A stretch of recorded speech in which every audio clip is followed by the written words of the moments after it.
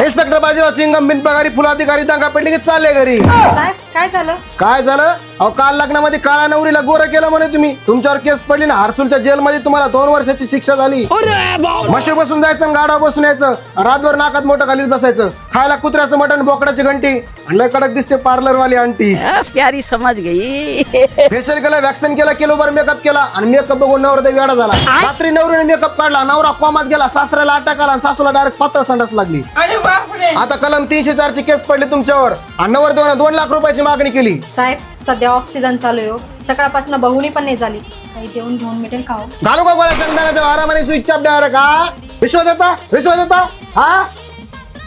बरं एक काम करा, माझ्या बायकोचा मेकअप करून द्या, तुम्हाला सोडतो. हा नाही अजिबात सोडित ना. साहेब तुमच्या बायकोचं मी HD मेकअप करून देते, पण प्लीज मला जेलमध्ये टाकू नका. बोलवा तुमच्या बायकोला.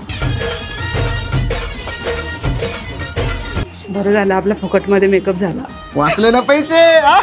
इन्स्पेक्टर बाजीराव चिंगम बिनपगारी फुलाधिकारी दंगा पेटले की चालले घरी. हा पकडू का तुम्हाला?